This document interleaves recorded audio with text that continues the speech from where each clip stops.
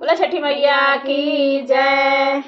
पूजे के रावा के चाकर चाकर पातावा, ओ पर चंदा दहल जासे, ओ पर सूरज दहल जासे उज।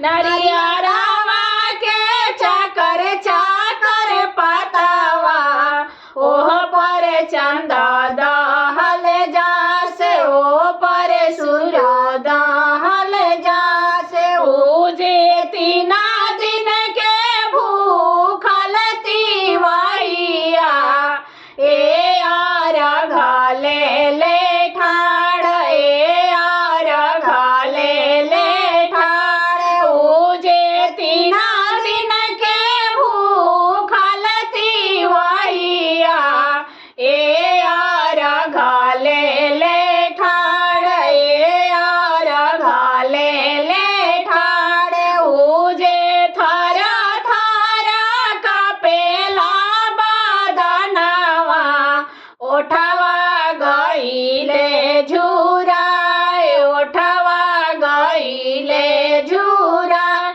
उजे।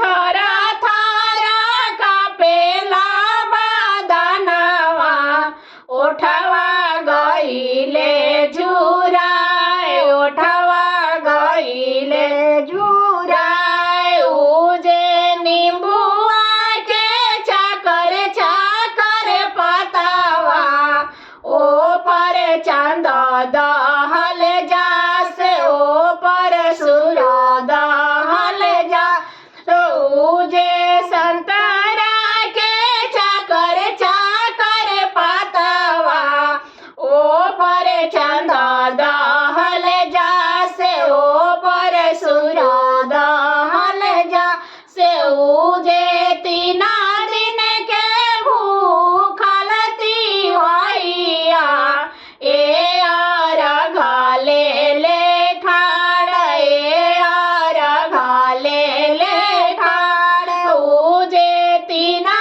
दिन के भूखल तिवैया, ए अर्घ ले ले ठाड़, ए अर्घ ले ले ठाड़ उजे। थरा थरा कापेला बदनवा, ओठवा गइले झुराए, ओठवा गइले झुराए उजे।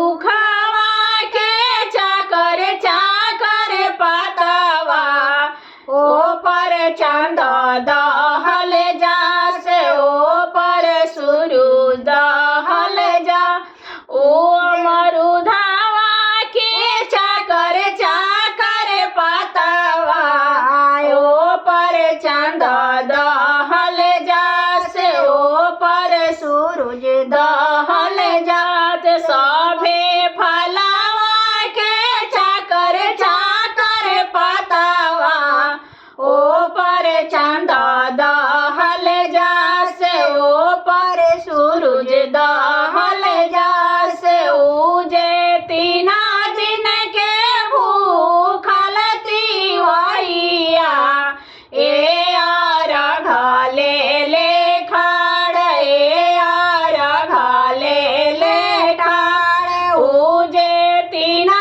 दिन के भूखल तिवैया, ए अर्घ ले ले ठाड़, ए अर्घ ले ले ठाड़ उजे। थरा थरा कापेला बदनवा, ओठवा गइले झुराए, ओठवा गइले झुराए। बोला छठी मैया की जय।